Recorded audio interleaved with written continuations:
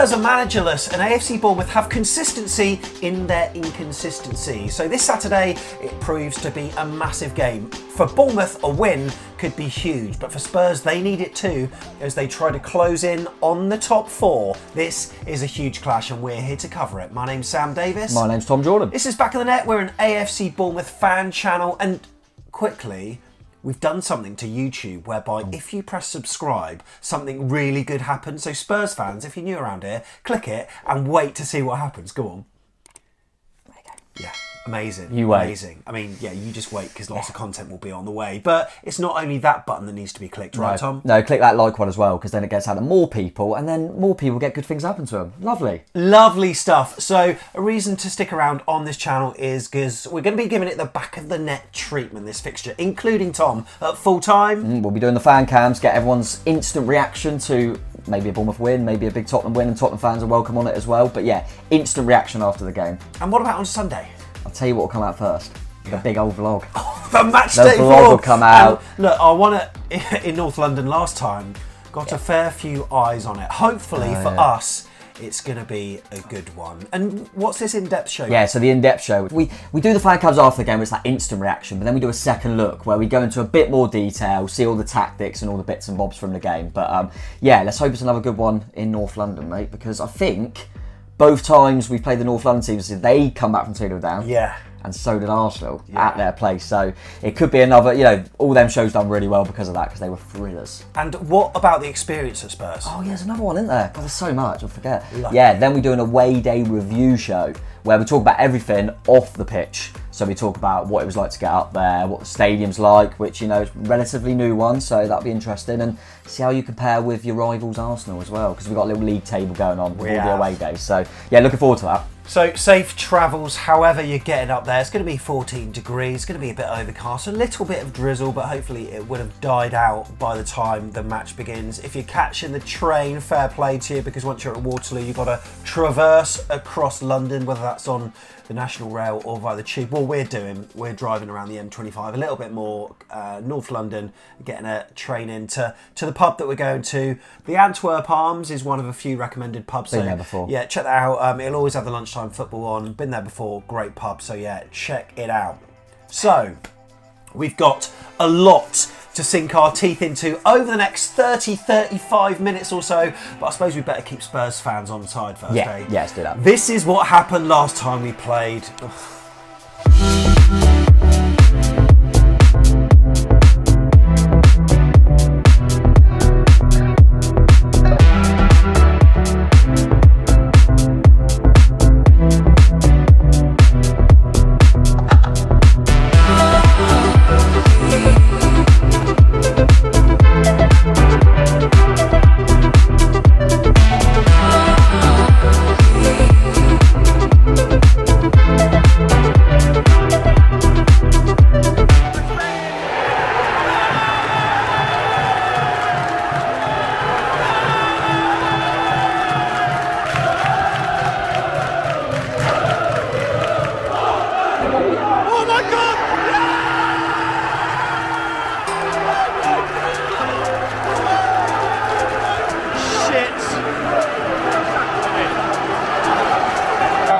Travis, oh my god. Travers came for it. Uh-oh. Ow, uh-oh.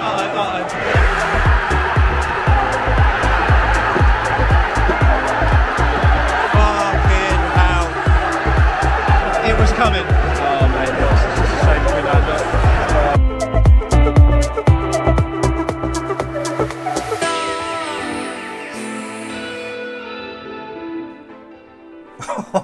Oh, another last minute defeat to a North London side. Mate, what is it with us and giving away two goal leads? What's it? Is it Arsenal, Spurs, Leeds, wasn't it? Leeds? Was this the first one and then Leeds was the week after? I think it was, yeah. I believe so. Oh, but credit, I mean, Tottenham fans, if you're watching, credit to you, because I think there was, I remember, don't want to go into too much detail, but I remember in the game, I felt pretty comfortable. We were 2 up. It was actually Kiefer Moore, wasn't it, that was causing problems, who hasn't really played for us since. He scored them both. Yeah, he got both goals. But then what they did, I think it was Bentancur, who unfortunately for us is actually out, and that's causing them problems actually. But he come on and it kind of seems to change the momentum of the game. He played a big part, and then he actually got the winner, didn't he? And also Eric Dyer came on. Yeah, as well, he come on. to good effect. Yeah, and just kind of got them out of defence a bit quicker, and they got that goal back, and then it felt like it was coming. So yeah, credit to him for that. But hopefully it won't be that tense for us this time. So coming up on this preview, we're going to be giving our brutal and honest thoughts about Spurs' season so far. We're going to be hearing what some YouTubers who are in the Spurs camp say about this fixture and whether they think it's a must-win. We get the latest team news, plus Tom here is going to predict both sides. Doing a bit better lately. Yeah. I've been doing a bit better lately, so I'm confident.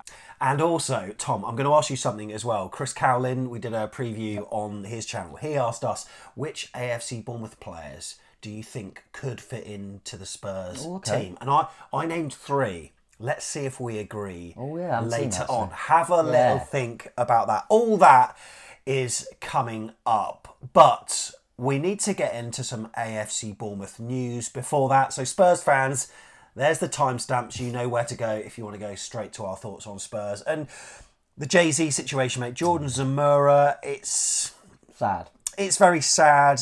So, let's just give it a little bit of context. I think back in November, I think it came out on local radio that talks had stalled for the time being, not dissimilar to Ryan Fraser actually, because I think Ryan Fraser had a similar story that came out at the time saying, just want to concentrate on the football, the conversation's been parked. In the meantime, there's this kind of creeping sense of dread with Bournemouth fans with regards to Jayden Anthony and also Jordan Zamora, 2 young talents who we were keen to tie down. And Jayden Anthony, who is a flatmate of Jay-Z, he pinned his colours to the mast, he signed a new contract, and a lot of Bournemouth fans were delighted thinking, Jay-Z's going to follow. Didn't quite happen like that. No. He's been in and out in the squad. He last played at Arsenal, in fact, and I think he was weirdly he was weirdly replaced in that game by Ryan Fredericks, I seem to remember. Yeah. And since then, he's not been named in the side. And I remember that one of the games that we were watching, I think maybe Liverpool at home, we went to the Woodpecker Cafe before the game, and on the way, we sort of learned that Jay-Z is being frozen out because of... because he's stalling. Yes, basically. Because of the lack of communication, he doesn't seem to be engaging with any talks, him and his representatives, by the sounds of it. And that's where we were at, really, wasn't it? And we kind of thought, are they playing a bit of poker, a bit of hardball, and hopefully that'll get resolved. I mean, you had a little bit of a debate. Like, I was saying, well, he's under contract. Surely, if Lloyd Kelly was unavailable, surely you've got to play your best players. And he's a good player for us. Yes, he's got his defensive weaknesses, but he wasn't even on the subs bench. But then you were saying, you can understand it from the board's point of view. Yeah. They're trying to force his hand, so to speak. Yeah. But, that happened for a number of games. Yeah, and I also think, going on to that, is if we had a squad and people are getting left out all the time that are good squad players because of the depth we've got now since January. And I do think at that point, it was kind of, if you would name Jay-Z on the bench, knowing all the stuff, I think a few people would have been knocking on the door going, so if you're choosing him on the squad over me when I've committed to the football club and he hasn't, what is that? So I might as well go, hadn't I? And I think I kind of got it at the time. But yeah, I was hopeful that it'd just get resolved, to be honest, and it was just a bit of hardball. But shame how it's worked out, mate. Really is. So in terms of, what has been paid, I mean, he's made 49 league starts for AC Bournemouth. He's got a lot of experience in the Championship, but also in the Premier League as well. But he was still on his low wage from previously. Apparently, he was offered contract extensions, even in the Championship, refused to sign, which means that as a Premier League player, if you compare his wages with some of the highest earners at the club, it's like night and day. It's unbelievable. So we were hoping that we would hear something, but then I think on Monday, Jack Tanner from the Daily Echo, he comes out with this tweet that suggests that for the rest of the season he's going to be training with the development squad. That decision follows notification from Serie A outfit Udinese that they've actually entered pre-contract talks to sign the left back, which is a weird one as well. It came out of the blue. Yeah, it came out of the blue. No disrespect to Udinese, but it's not what you consider a massive step up, considering the Premier League, money and all its riches that it has, and obviously we're hoping to stay in that league. And obviously they have big links to Watford, so very interesting there. It'd be really interesting to see how that materialises, because there's a few people saying, well, we can't go straight to Watford because that would cost them more money. So if he goes to Udinese and weirdly, a little bit of a Tottenham spin on it. Tottenham signed the Udinese left back and loaned him back to Udinese. Right. So their left back is going to Tottenham next season. Right. So they've now got another left back. So a weird little Interesting. link there. But I don't know how to pronounce his name, Udogi or someone, left back for him. But yeah, it was a weird one. Didn't really get the timing of it. And then we've heard since, that if you're going to get onto it, that the Bournemouth have said that they heard about Udinese's pre-contract agreement via social media. Yeah, that's right. not a So good look. apparently Jay-Z's agents and his team haven't been openly communicating, and on Wednesday it came out, I think Chris Temple was on BBC Radio Solent saying that they found out about the move on social media. They confirmed that they have been offering improved terms since last season, all rejected and all blanked. And Jay-Z's representatives wanted to double AFC Bournemouth's recent offer, which I would hope would be similar to Jayden Anthony's. That's what I like. I say, I don't know all the ins and outs, but I believe from decent sources that it was about 30 grand, Right. Which is what Jayden's gone to, and he wanted double that. So yeah, a bit strange, and whether he's heard murmurings that a lot of clubs were in for him, and he knew he could get that. And you got to remember as well, with regardless of what Udinese are paying him, once you make that move as a free agent, if you like, the signing on fee will be significant for Jay-Z. So he might get over £500,000 in a signing on fee. So whatever he might have lost out in low Yeah. wages over the months, he's probably getting back. Probably, Yeah, yeah. In one lump. So I find it difficult to hate on Jay-Z because He's likeable. I absolutely love character. him. But there are some similarities with the Fraser situation here. I mean, COVID aside.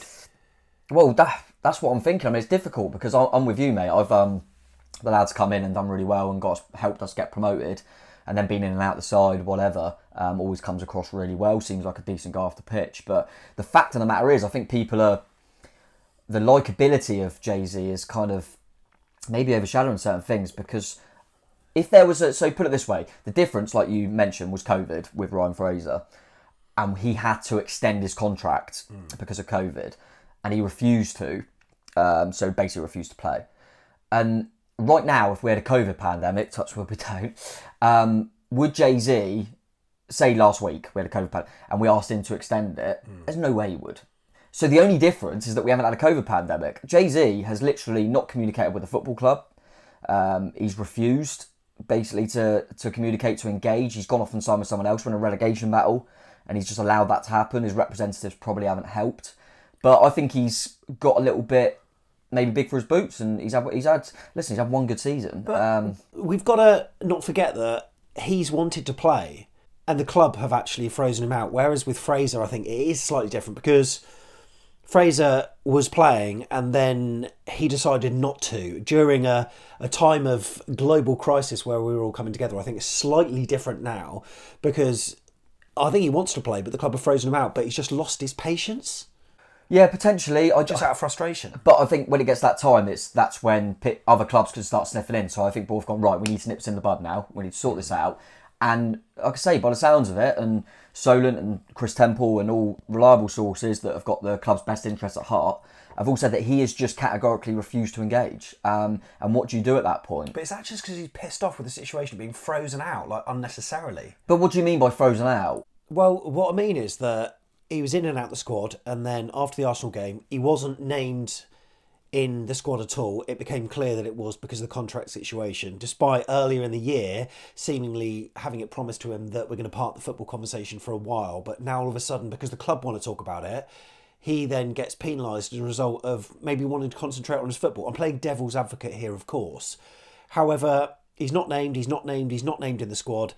Maybe throughout that period, he just got a bit frustrated and thought, actually, screw this, the ball's in my court, I'm going elsewhere. Yeah, well, and that's his prerogative, and that's his agents, and you got to look after yourself. And don't know. Ryan Fraser's done the exact same thing. But what we'll say is, Jayden Anthony, who signed it pretty quickly, and was also on a low wage until he got the new contract, he's been in and out the side. He hasn't been a consistent player. He's been dropped and left out at times where I felt being a bit harsh, and he's kind of got on with his job. And he had links with big clubs as well that were sniffing around him. So, yeah, I mean, I don't know Jay-Z personally, so, who knows? Don't want to go too in depth about that and his character and stuff like that, because we don't know. All I know is when I was on the pitch, I thought it's a player that's raw, definitely got potential. Not the finished article yet, but I wouldn't expect him to be. He's had one season of competitive football, really, and he was exciting to watch. I enjoyed watching him. Unfortunately, he's decided to do it elsewhere. Hope it goes all right for him, but I'm kind of hoping he don't come back to like Watford. I mean, the funny thing is, if he goes back to Watford on loan next season and we stay up, he'll be playing in the league below us. Yeah. So, up to him. But yeah, I hope he does all right, mate. I've got no real mad ill feeling because I don't think we know all the ins and outs, but there is a part of me going, now I feel a little bit bad because Fraser's was such a weird situation because of COVID. Is there much difference? I don't know. Plus, you've got 2 Zimbabwe shirts that you don't know what to do with. Mate, please sign a Zimbabwean. Please. Did you get to sign it? No, and he DM'd me once saying he'd get me the new one, and he never did, so get out, Jay-Z. Do you think that nice maybe... kits, annoyingly.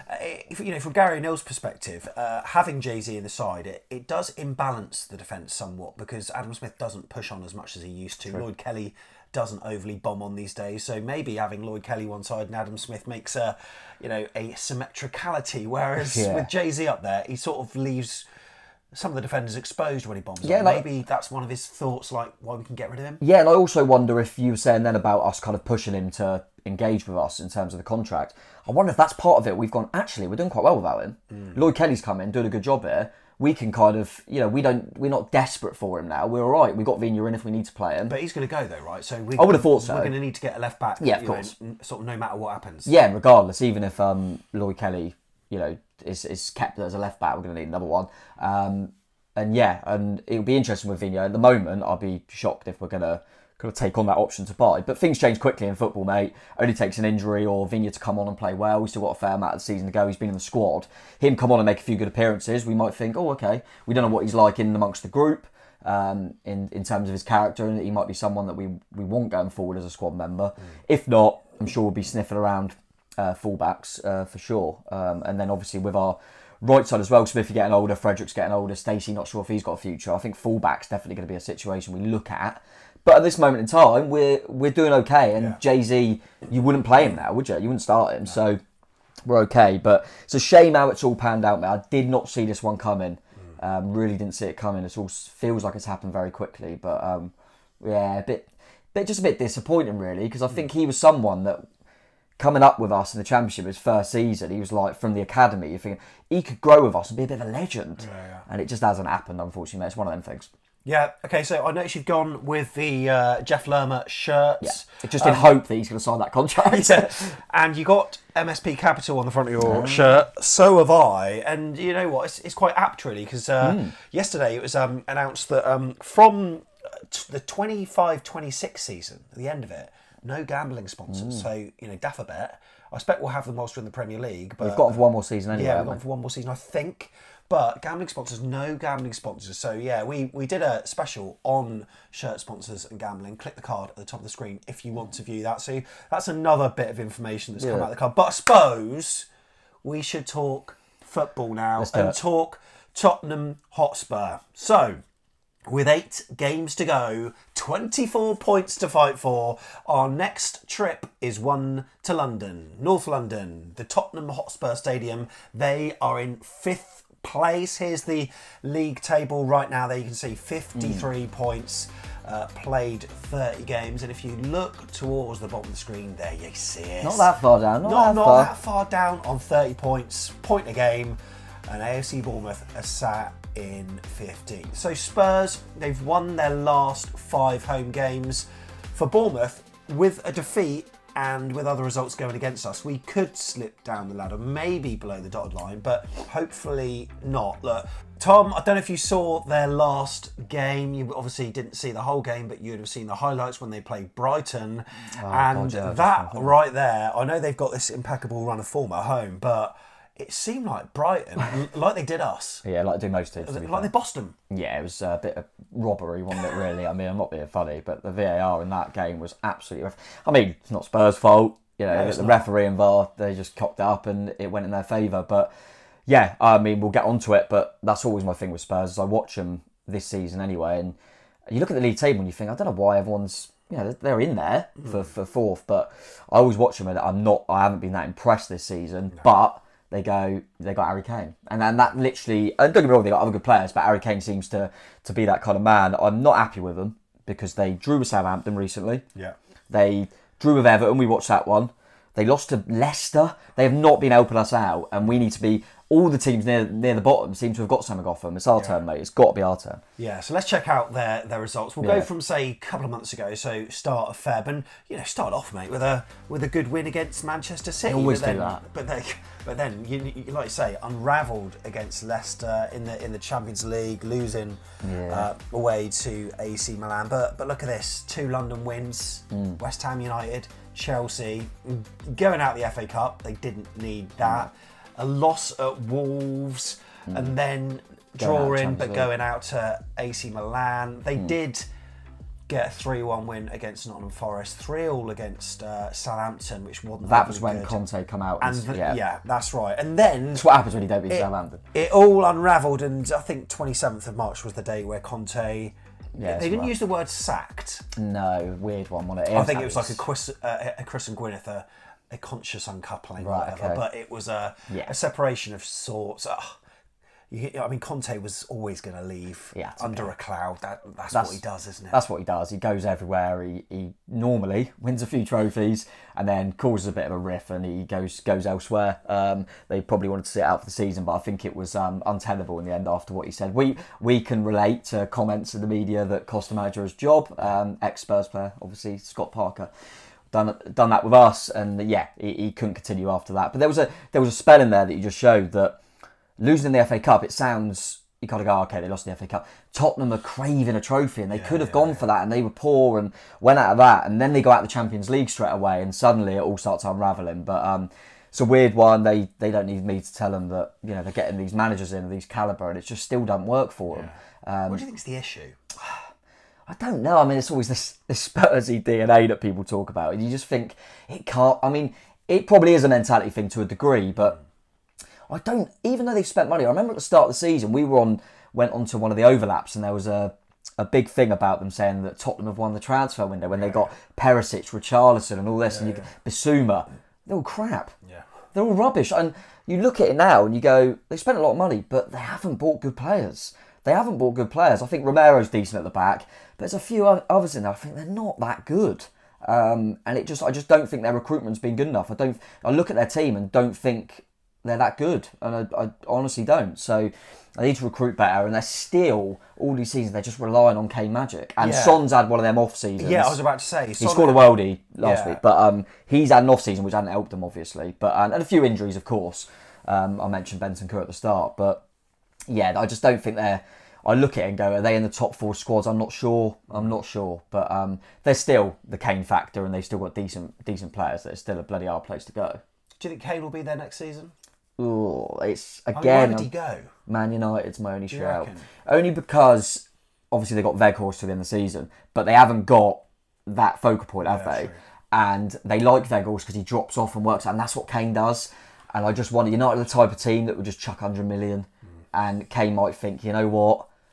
I don't know. It wouldn't shock me if he stayed at Spurs. I think Spurs or United. Does not winning trophies define him though? Because I don't think of Alan Shearer as Premier League winner. Alan Shearer. If you take that trophy aside, away from him, it doesn't affect what I think of him as a striker. Or do you think in this day and age, people are just thinking, no ambition, no drive. You're staying with Tottenham. It's easy. It is difficult, but I think because Shearer has got that in the bank. You don't mention. I think if he didn't have that in the bank, you might be saying that. You might be going, could Shearer? If Shearer just won something, but I don't know. I mean, he's going to break Shearer's record. That's why I think he'll either stay at Spurs or go United. He won't go abroad because he'll want to keep smashing these records, in my opinion. And at his age now, I think he'll stay. But I mean, he's world class. He's world class.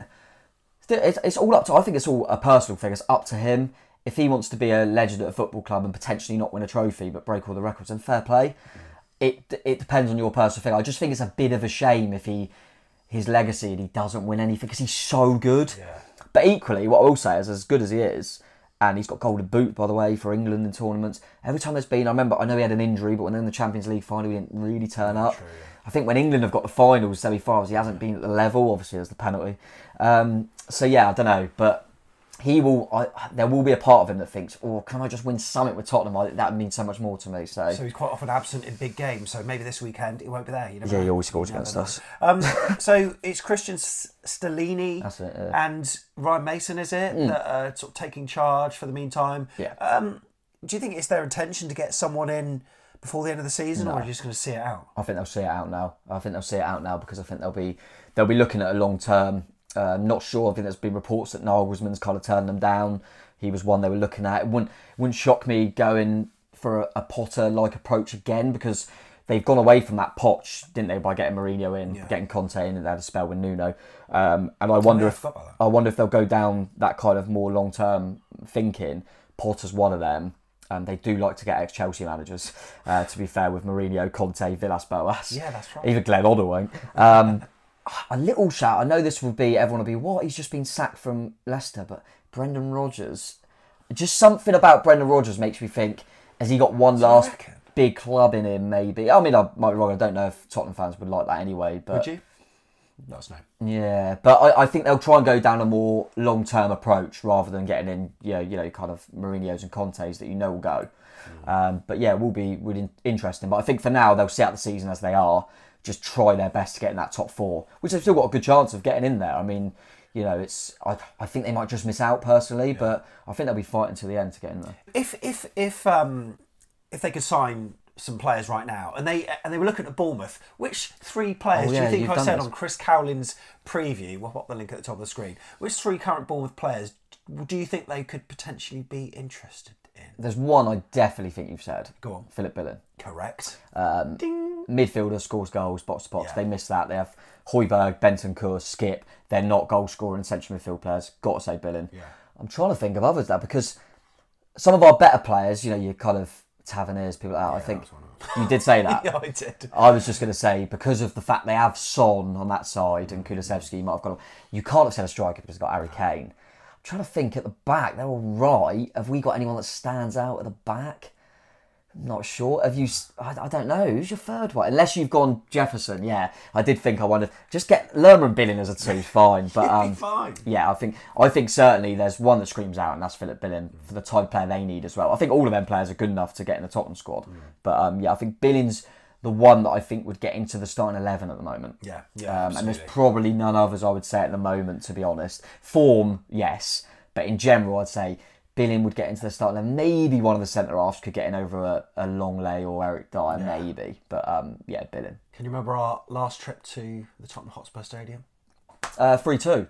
Yeah. And Harry Wilson got 2, didn't he? Harry Wilson got 2. Did he score a free kick? Free kick. We were 3-0 down. Yeah, we were 3-0 down. And then that was COVID season, but it was before COVID. We had chance to actually make it 3-0. I think Callum had a chance and he missed, but they battered us all game. Yeah, they did. And then we bought Harry Wilson was on the bench, I think. He was, yeah. Bought him on, scored a free kick, scored a goal, and it looked like we could get something, but we've never got anything there, have we? Which stadium? Was that the new stadium? That was the new stadium. Yeah, that was the new stadium. But we have got something at Dean Court against them, but that is, look, 1957.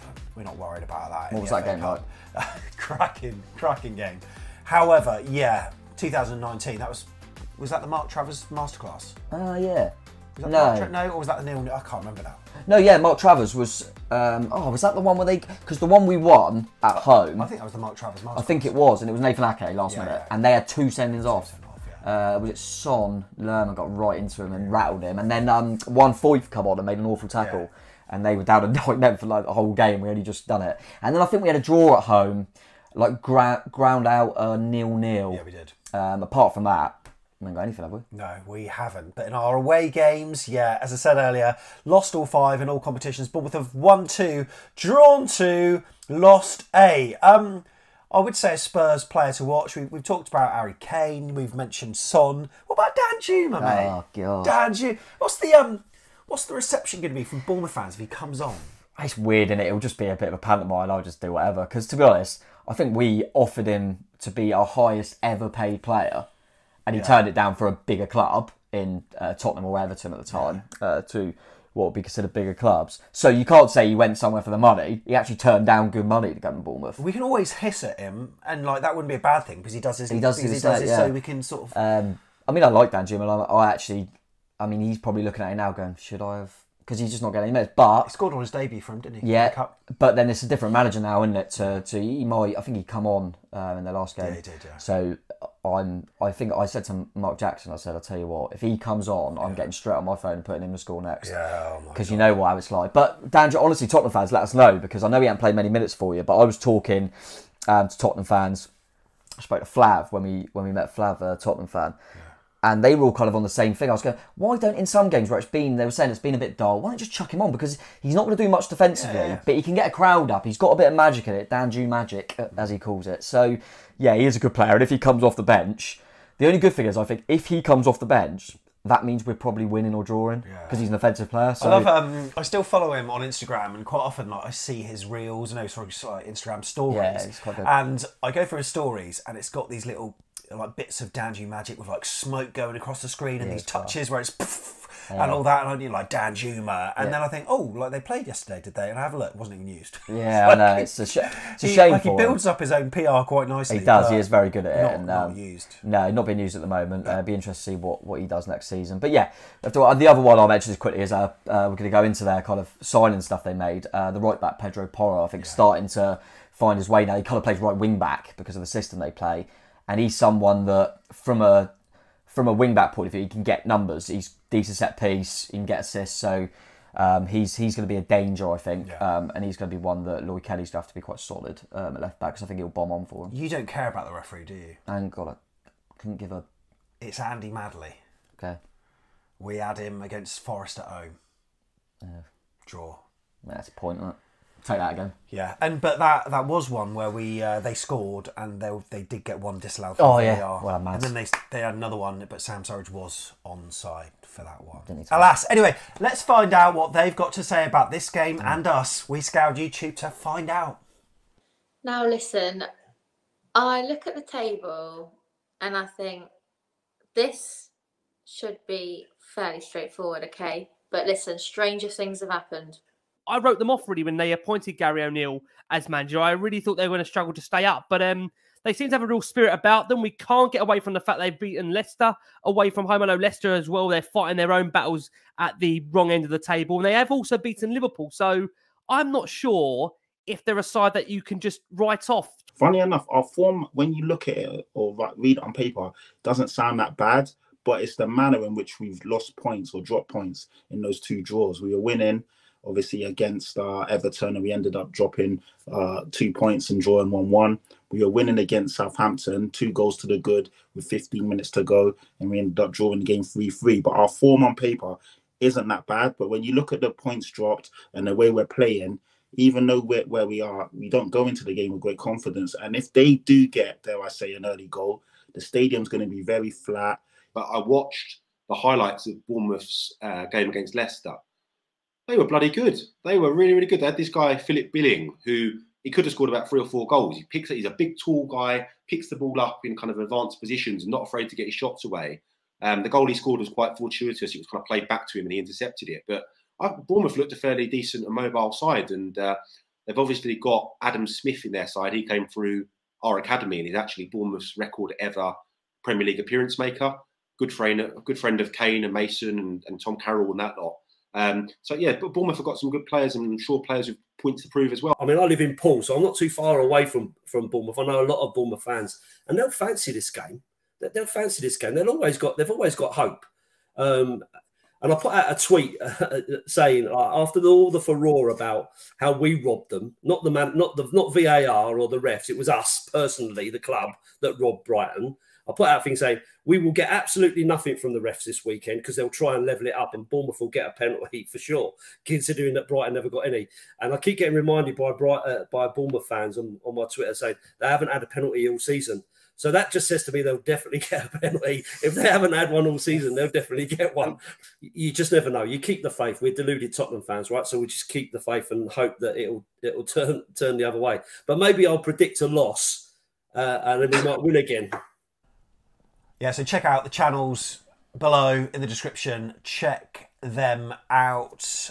We'll go on to the team news, but also in terms of the players you were about to say, like in January, their transfer window and which players might be involved, which won't. What did they make any signings that impressed you? Well, it's literally the ones that we've said, isn't it? Porro, as I mentioned, and then they got Danjuma. Danjuma through the door. Porro was expensive, wasn't he? Yeah, he was over 30 million, yeah. which is, relatively speaking, but I think he is also one that will, is for the future as well. Yeah. And obviously their situation, the weird thing with Jed Spence, who obviously we realised how good he was in the Championship, and he just been chucked out on loan, hasn't he, in France somewhere. Is that where he is? I think it's Rennes, yeah.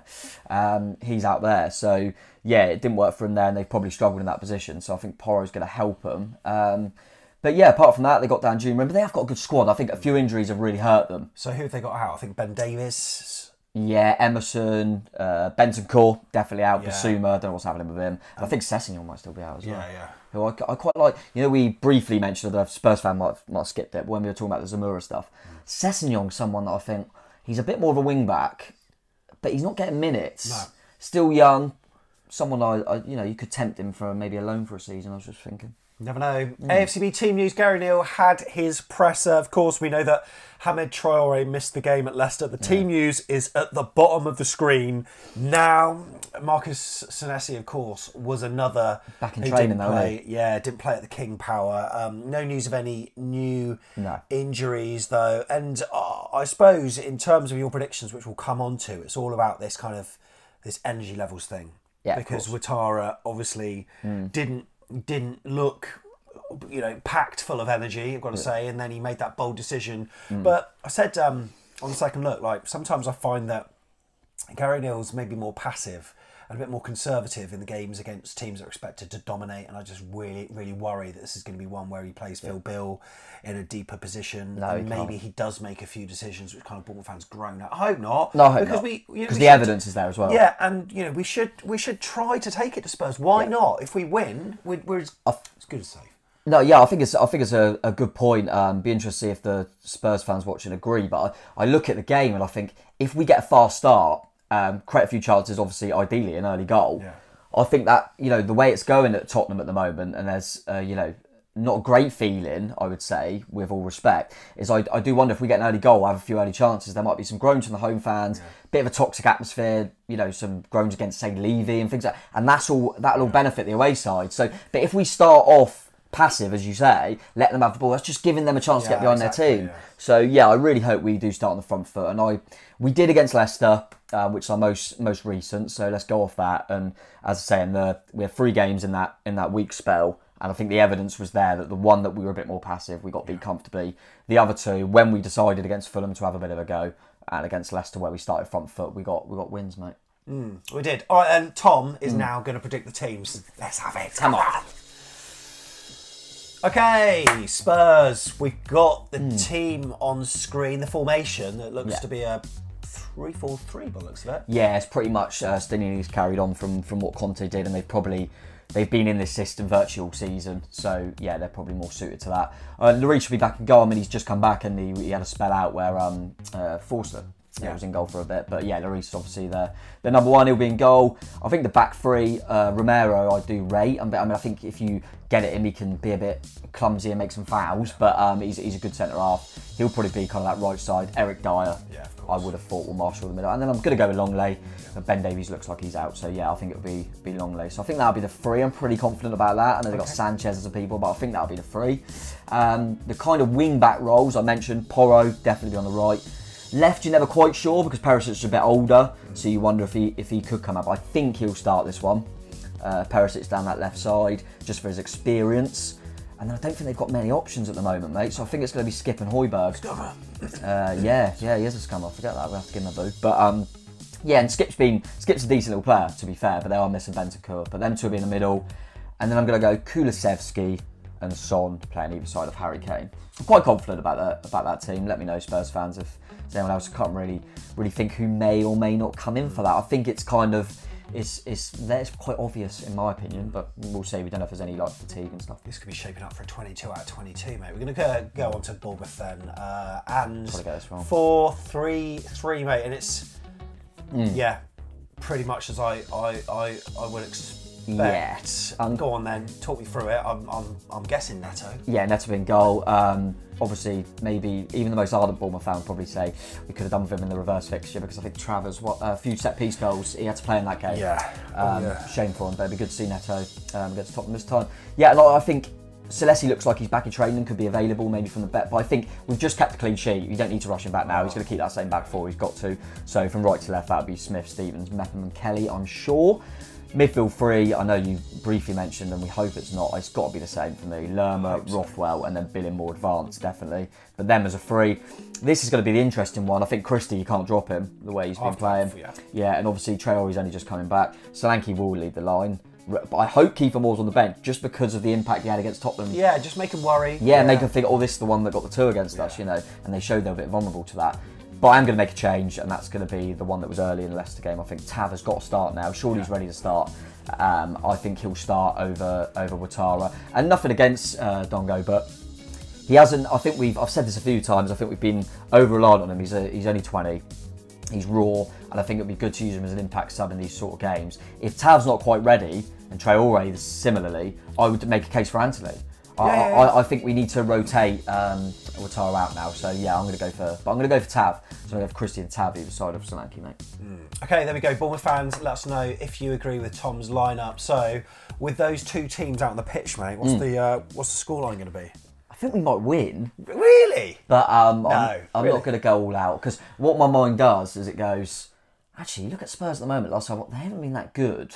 But then we've looked better. They just grind out. Yeah, we've looked better. And then I go Harry Kane, and then I think, oh no, we can't win, because he's got such a good record against us. He could just do so. We could be playing really well, and then he'll just get the ball and score. And Son similarly, if he's on it. Yeah. So I'll go with a draw. I still think we can get something there. I think it would be a great point if we can get it. So I'm going to go for a 1-1 draw, mate. Hopefully Dom to get on the score sheet for us, and Harry Kane for them. But I will say, I wonder if, because they've had a few VAR decisions, is that going to be in there? Do you know what I mean? Like, or we can't give Tottenham more decisions. You know, we could have our first penalty of the season. And Dom, but I'm going to go 1-1 Solanke and Kane. What about you? All I want to see is a performance. I want to see a performance that we can take into the next couple of games after that. But I think we probably will end up on the losing side, 2-1.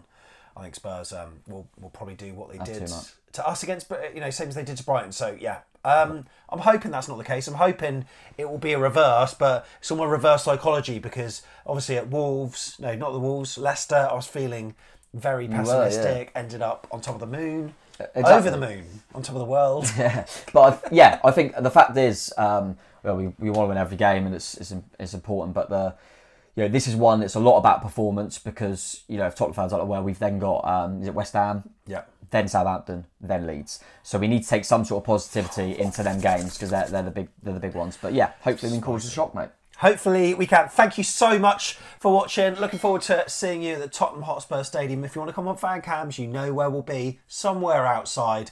And it's gonna be a good weekend. Hopefully, however you get there safely. And up the cherries. We'll see you in the next one. Come on, you Reds. Sign the contract. Come on, Jeff. Sign the ting.